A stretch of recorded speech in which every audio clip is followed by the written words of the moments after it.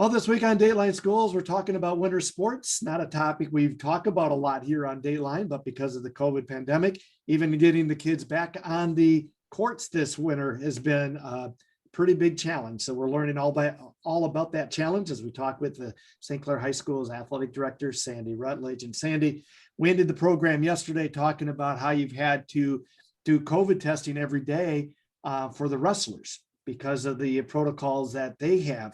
What are some of the other protocols your other athletes have to face now because of the pandemic?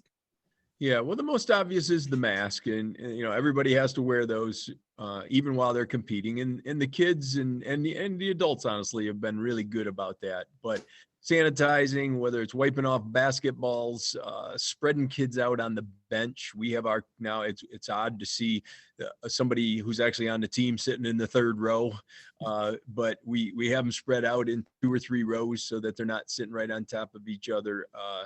Locker room usage is limited in some places. You can't provide water for teams.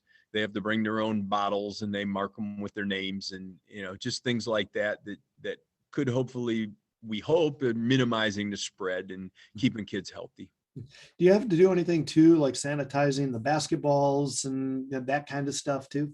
Yeah, we keep wipes on the scorers table. So whenever there's a timeout, the refs bring the ball over, and you might watch one basketball game. Some of the crews have the option of not handling the ball, like in football, they didn't.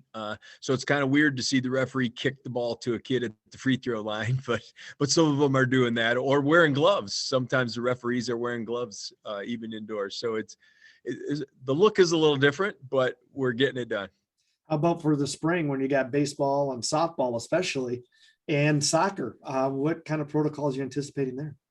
Well, we're expecting soccer and track to be very similar to the fall with cross country, where soccer wore their masks the whole time while they played. Track and cross country, they wear it right to the starting line, take it off, and then run their event and then put it right back on. We're not sure about baseball and softball quite yet. I think they're going to have to probably wear them in the dugouts, but it's still unclear. That the latest protocols aren't out yet, whether they're going to have to wear them when they're on the field, because they're not really that close to each other. We'll be back with more tomorrow. For Dateline Schools, I'm Terry Harrington.